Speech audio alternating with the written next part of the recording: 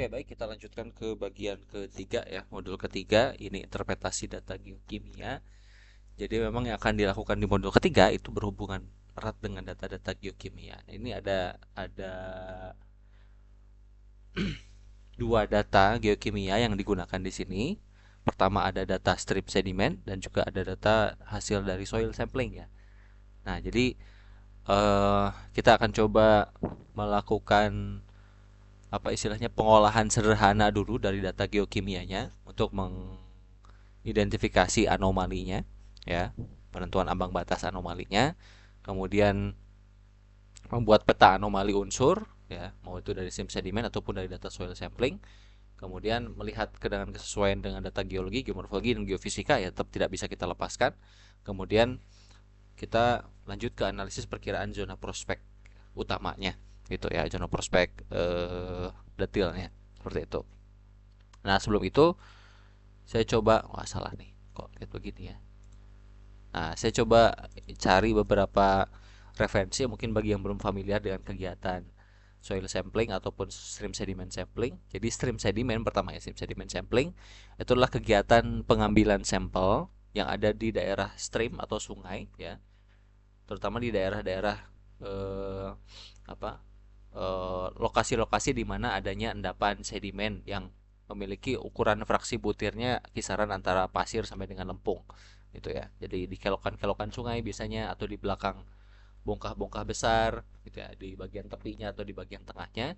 Nah, itu adalah lokasi-lokasi di mana kita bisa menggunakan sampel dari lokasi tersebut untuk analisis stream sediment sampling gitu ya. Dan penempatan sampelnya itu biasanya dilakukan di alur-alur sungai ya, jadi biasanya diidentifikasi satu-satu tuh ya, ada satu satu stream sediment sampling di setiap cabang sungai, sehingga nantinya kita bisa menemukan ada lokasi-lokasi atau cabang-cabang sungai tertentu yang menunjukkan anomali kayak gini ya. Tujuannya itu mengidentifikasi anomali. Jadi di sini ternyata tinggi tapi daerah hulunya misalkan dia rendah, nah berarti ada tambahan kontaminan mineral berat atau mineral ekonomis di daerah antara sampel ini dan juga sampel ini gitu ya. Nah, daerah sekitar sini. Jadi ini adalah daerah yang kemungkinan terdapat endapan mineral ekonomisnya gitu. Nah, jadi tujuan kita itu sebetulnya seperti itu. Nah, soil sampling juga sebetulnya sama ya. Kita ingin mengidentifikasi eh, sebaran unsur-unsur kimia di tanah. Kalau itu kan tadi di stream sedimen ya. Kalau di sini sekarang di tanah, yang mana tanahnya ini yang jadi target utama adalah tanah hasil pelapukan langsung atau tanah residual dari batuannya gitu. Nah, untuk soil sampling sendiri ya seperti namanya yang ngambil tanah gitu, tapi bukan tanah yang ada di permukaan persis ya, karena yang di permukaan persis itu sangat rawan kontaminasi material organik dan juga eh, apa ya, kontaminasi material organik dan juga faktor pencucian dari aktivitas organik kayak tumbuhan gitu ya, kena air hujan dan lain sebagainya, itu sangat rawan terdapat gangguan. Sehingga tanah yang diambil dalam soil sampling itu adalah tanah di bawah horizon yang banyak material organiknya gitu ya. Jadi satu horizon di bawahnya kayak misalkan gini misalnya ya. Ini adalah zona perakaran atau zona horizon organik. Nah, soil sampling itu biasanya di daerah sini gitu. Ya, jadi beda dengan kalau misalkan kita soil sampling untuk keperluan reklamasi misalkan. Nah, reklamasi kan pakainya yang ini, top soil yang ini ya. Nah, kalau untuk soil sampling di eksplorasi mineral itu kita pakai horizon yang ini. Yang di bawah zona perakaran atau zona akumulasi organiknya di atas gitu. Ya, jadi diharapkan kita mendapatkan tanah residual dari hasil pelapukan langsung batuan gitu ya. Nah, cara ngambilnya gimana? Ada yang menggali ya pakai test pit, atau ada juga yang pakai auger hand drill yang seperti ini gitu ya. Pakai tangan. Kita bisa ambil soil sampelnya dengan cara seperti itu gitu ya. Nah, beda dengan sim sedimen. Kalau sim sedimen di sungai, kalau soil sampling berarti di daerah yang tidak ada aliran sungainya gitu ya. Kita sebisa mungkin menghindari daerah aliran sungai sehingga minim kontaminasi dari sedimen-sedimen sungai ya. Nah, kita ambil soilnya tuh di situ, tanahnya di situ. Tujuannya sama juga untuk mengidentifikasi keberadaan anomali eh, anomali geokimia di permukaan. Tuh. Nah, di sini saya sudah sediakan dua data, silakan nanti mau dicoba juga ya. Ada data stream sedimen, kemudian ada juga data soil sampling ya. Nah, kemudian yang perlu kita lakukan adalah penentuan thresholdnya dulu atau ambang batas. Nah, jadi kenapa kita perlu lakukan penentuan ambang batas? Karena seringkali distribusi unsur-unsur terutama unsur logam di alam itu sebetulnya tidak terdistribusi normal ya. Seringkali seperti itu. Jadi ada yang eh, dia condong atau menceng ke sebelah kiri atau menceng ke sebelah kanan ya. Kalau misalkan dalam statistik itu bahasanya disebut sebagai skewness ya atau skewed distribution. Jadi dia menceng ke kiri atau menceng ke kanan. Nah, seringkali kita tidak akan mendapatkan data yang terdistribusi normal seperti ini. Tuh. Nah, untuk mengakali data yang tidak terdistribusi normal, maka sebetulnya ada dua cara yang dilakukan. Pertama ada melakukan pendekatan transformasi datanya dari data distribusi normal ke data distribusi logaritmik ya. Kalau misalkan ada yang pernah analisis curah hujan di perencanaan tambang mungkin ya, itu mungkin sering dilakukan juga. Kemudian ada juga cara yang kedua, yaitu dengan melakukan menentukan threshold yang namanya adalah median absolute deviations atau MAD ya.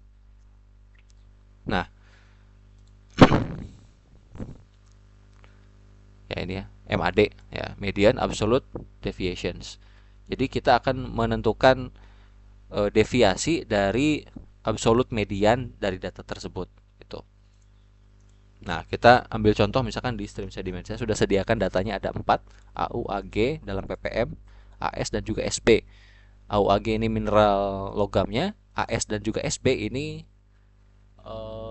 sebagai unsur apa ya istilahnya, pathfinder ya. Pathfinder ya atau unsur petunjuk, di mana biasanya kalau endapan mineral yang berhubungan dengan fluida hidrotermal itu akan tinggi AS dan juga SB gitu. Jadi semakin banyak eh, kandungan mineral ekonomisnya, dalam hal ini misalkan AU ya, maka AS dan SB-nya juga biasanya akan jadi lebih tinggi gitu. Nah, pertama yang perlu kita lakukan di sini adalah bikin dulu histogramnya ya. Membuat dulu histogram frekuensi dari masing-masing unsur, misalkan AU. Kita buat histogramnya. Nah, seperti ini. Nah, kalau untuk memastikan bahwa memang data yang kita punya itu skewed ya, bukan data yang terdistribusi normal. Ya, untuk ininya binsnya misalkan ya, kita bisa atur juga aksisnya mau berapa. Misalnya binsnya mau 10 itu supaya lebih banyak ya, tapi enggak juga ternyata. Nah, aneh juga hasilnya ya, karena datanya mungkin sedikit ya, kurang banyak juga. Ya, seginilah misalnya ya. Atau ya, mungkin nanti bisa diatur rentangnya ya, tapi kira-kira seperti itu. Terus kemudian AG juga misalnya ya. Nah, ini datanya kurang lebih sama juga memang ya. Jadi dia semuanya menceng ke sebelah kiri.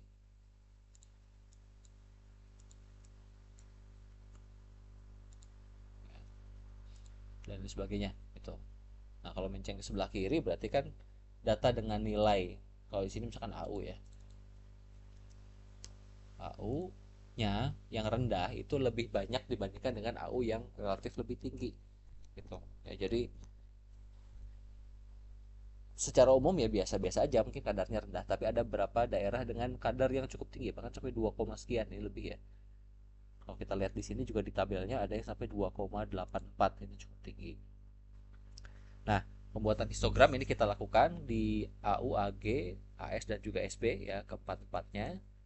Nah, kemudian setelah itu kita sini kita ke bawah. Nah, kita buat mean atau average-nya dari data-data di atas keempat-empatnya. Kemudian buat maksimumnya, minimumnya. Ini untuk membantu kita nanti begitu kita membuat peta. Standar deviasinya ya. Sekian. Nah, kemudian selanjutnya kita perlu ini menghitung mediannya, ya, median dari data tersebut itu kan nilai tengah ya. Jadi datanya diurutkan, kemudian nilai tengahnya kita ambil, itu median empat-empatnya. Kemudian ada absolute median. Nah, ini absolute median agak sedikit berbeda. Jadi absolute median itu adalah kita eh, menghitung nilai median dari median setiap data yang dikurangi dengan median keseluruhan sampel data gitu. Contohnya gini, misalkan kita punya set of numbersnya gini, 3 8 8 8 8 9 9 9 9 misalnya. Nah, kemudian mediannya itu kita dapat nilai tengahnya kan 8 ini ya. Nilai tengah 8. Kemudian cara mendapatkan absolute mediannya itu adalah dengan mengurangi nilai tadi ya, set data misalkan ini 3 dikurangi nilai mediannya 8. Tapi nilai absolut ya, artinya tidak ada nilai negatif, semuanya positif. 5 ini 0 0 dan seterusnya. Kemudian dari data-data ini diurutkan lagi hasil pengurangannya tadi 5 0 0 0 0 1 1 1 1 ini diurutkan seperti ini. Kemudian diambil nilai mediannya. Nah, maka ini adalah nilai absolute mediannya atau nilai dari median absolute derivations. Derivations. Median absolute deviations gitu. Ya, simpangan median absolut. Nah, kenapa perlu menggunakan simpangan median absolut? Karena dengan metode ini itu dia bisa dia lebih cocok digunakan untuk data yang memiliki nilai yang extremely high atau extremely low, ya, dan data yang tidak normal, ya, tidak terdistribusi normal. Kalau misalkan kita mungkin menggunakan median biasa atau pakai simpangan baku biasa, nah itu agak sedikit sulit karena memang nilai-nilai tersebut sangat berkaitan erat dengan distribusi data yang sifatnya terdistribusi normal. Kalau MAD ini tidak terpengaruh oleh data-data yang sifatnya extremely high atau extremely low gitu. Nah, selanjutnya setelah kita menghitung MAD-nya ya, kemudian sini ya, threshold-nya itu dihitung dengan cara kita menggunakan median ya, ditambahkan dengan 2 kali nilai absolute median. Jadi kita gunakan nilai mediannya saja.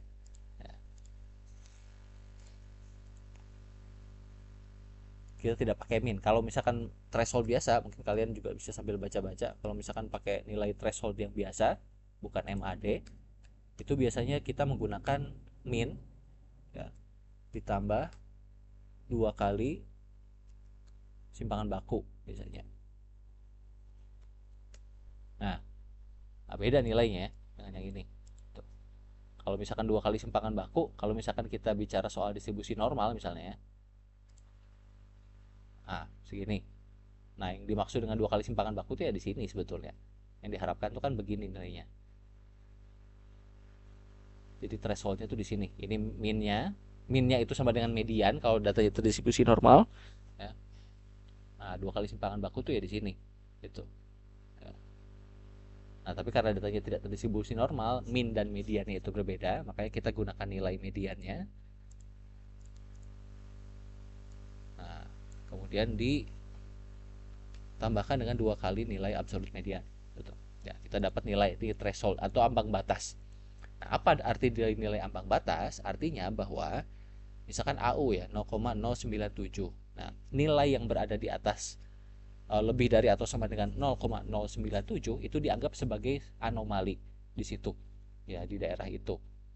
Sedangkan nilai yang ada di bawah 0,097 itu dianggap sebagai data yang normal ya, atau data bukan anomali gitu, atau data background istilahnya. Ya.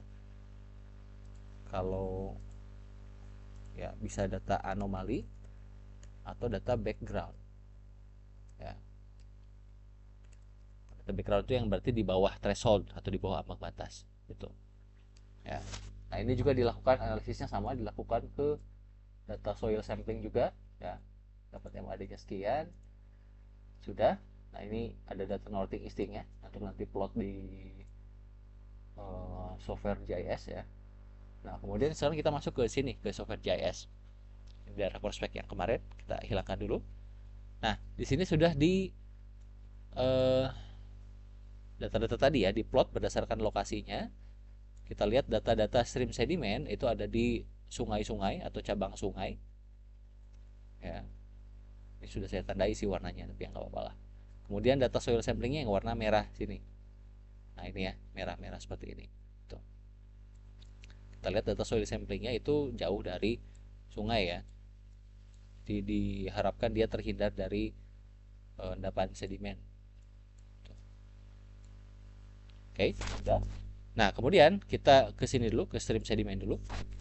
Nah yang perlu kita lakukan adalah kita perlu menggambarkan eh, anomalinya ya. Di situ kita misalkan buat dulu dari AU ya. Nah, kita import titiknya tadi dari data Excel tadi. Kalau di QGIS kan ini ya, data limited text layer ya, dari format CSV nanti tinggal dimasukkan saja. Itu ya, soil sample atau stream sediment sample. Nah, kalau stream sediment sample di sini ya, kita atur dulu properti. Atur dulu propertinya. Nah, ini saya pakainya graduated ya, tapi bisa juga kita ganti sebetulnya. Nah, di sini kelasnya kita bisa tentukan. Misalkan value-nya kita mau berapa. Kita mau pakai threshold misalkan tadi ya, kalau data background dan thresholdnya kita pisahkan. Misalkan kita pengen 0,0 berapa tadi? 0,097 ya. Nah, lower class-nya misalkan kita pakai 0,097. Nah, terus ada warnanya beda. Kalau misalkan mau ya nanti sesuaikan aja dengan softwarenya ya. Mau diganti warnanya silahkan. Mau dikasih simbol misalkan ya, bintang atau apa gitu untuk membedakan mana yang background dan mana yang anomali ya boleh juga. Contoh misalkan saya pakai warna hijau, inilah hijau ini ya untuk background. Untuk anomalinya saya pakai dari warna kuning misalkan ke warna oranye,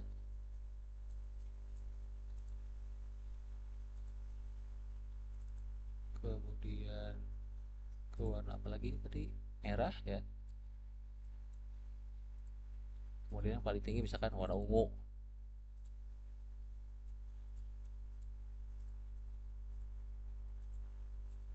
Nah ini ya, nah jadi kita mendapatkan area-area. Nah, prospek lah tambahin lagi misalkan ya, atau kita edit dikit zona prospeknya. Misalkan kita menentukan zona prospeknya ini ya lebih lebar lah.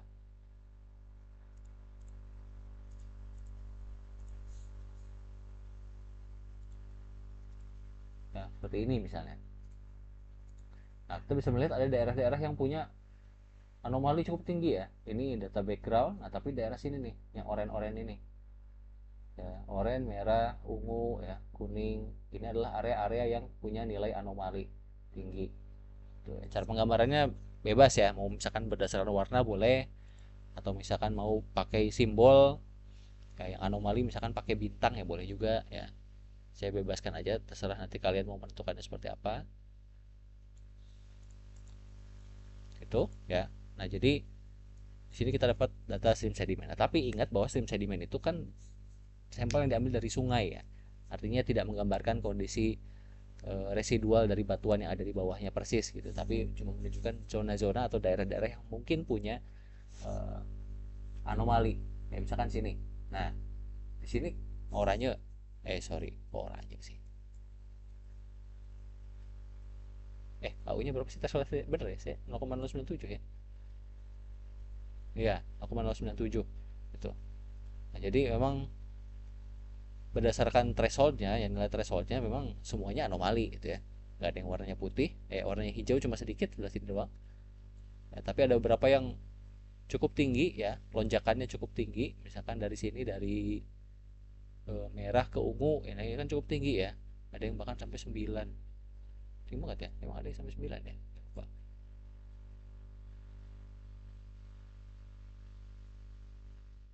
maksnya 3, oh kayaknya ada yang keliru sedikit ya, maksnya saya 3,45. Nah, saya sepertinya salah, ini salah pakai nilai di sini. Oh AG ya, pantas saja saya pakai AU harusnya.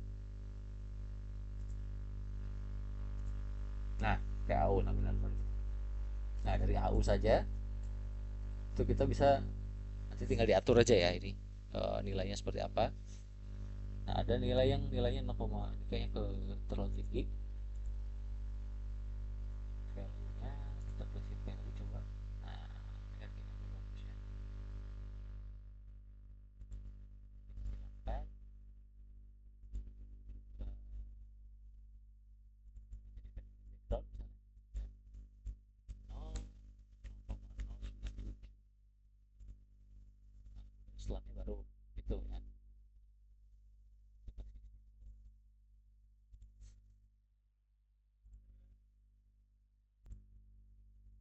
Ya, ya, kita ganti warnanya.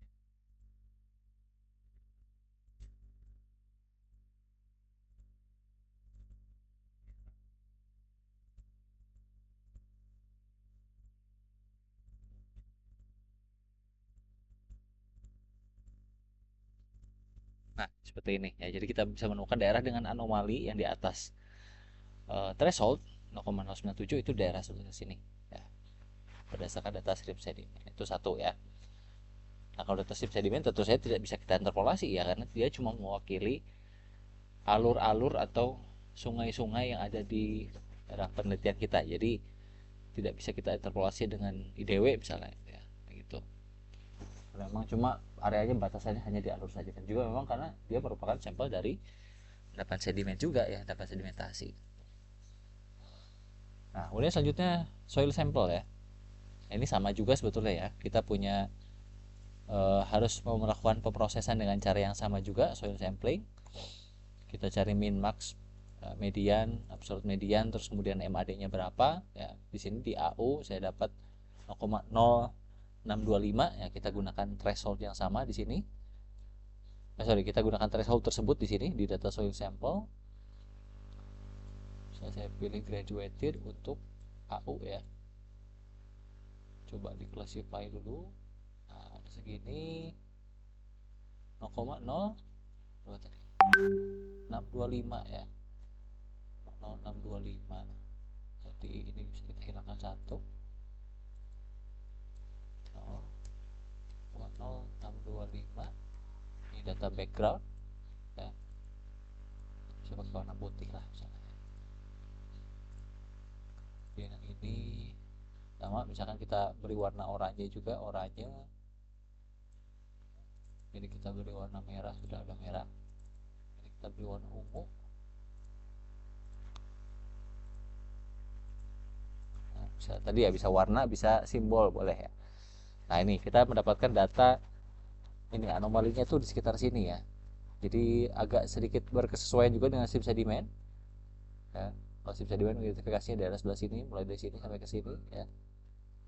Coba pakai garis dulu untuk memudahkan ya. Kalau dari SIP sedimen ke sini ya arahnya anomalinya.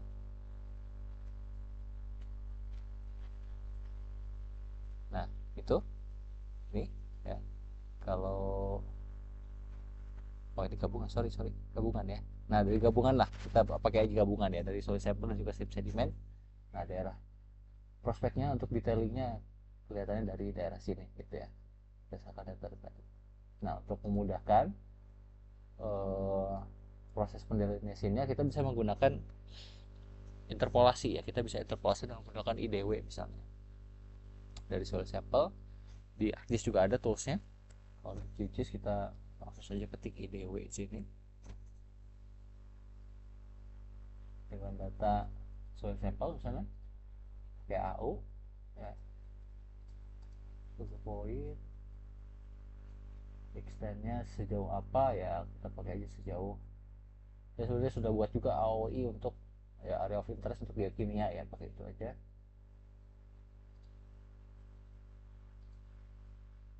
Output raster size nya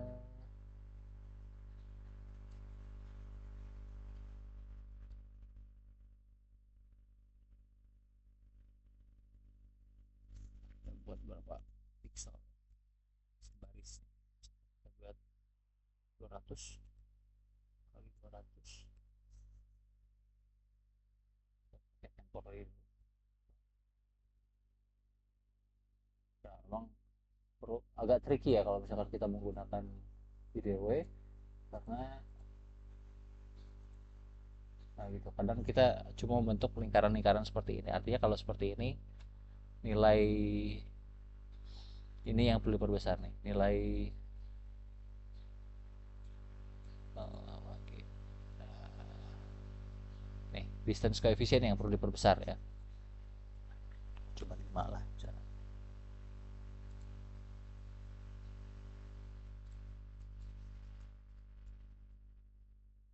Oh, kita buat sedikit lebih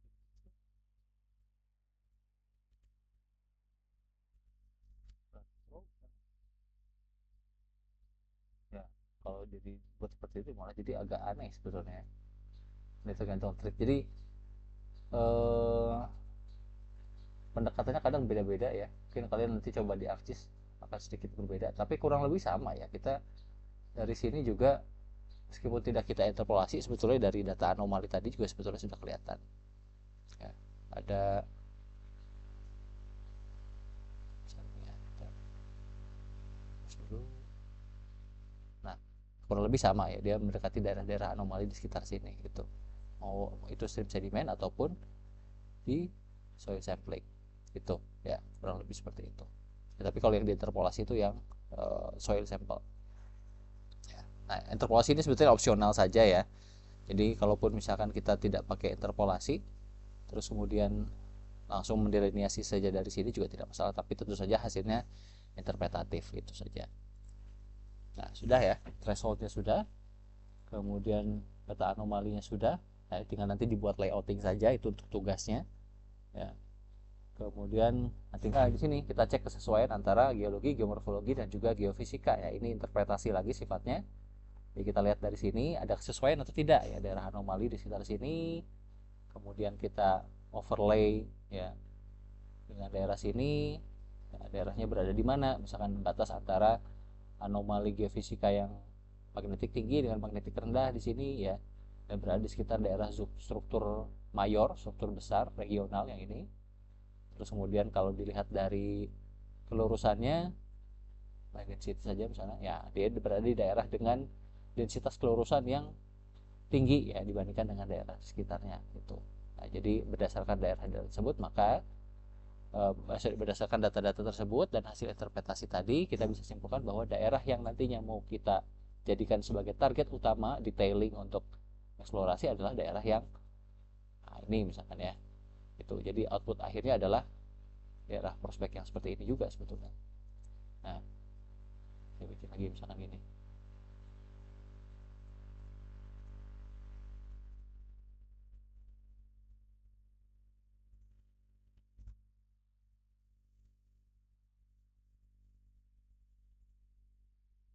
Nah, misalnya gitu ya. Detail kita selanjutnya.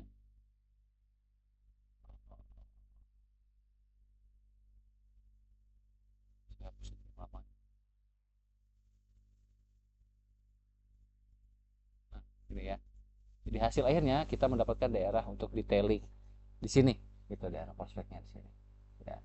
Nah itu ya, kira-kira seperti itu alur kerjanya untuk modul 1, 2, dan juga 3. Memang lebih banyak pekerjaan studio, interpretasi data, pemrosesan data seperti itu. Tapi memang itu yang memang perlu kita lakukan untuk sekarang. Jadi data memang konsepnya itu saya terpikirnya begini. Jadi data yang sudah tersedia untuk eksplorasi itu banyak sebetulnya ya.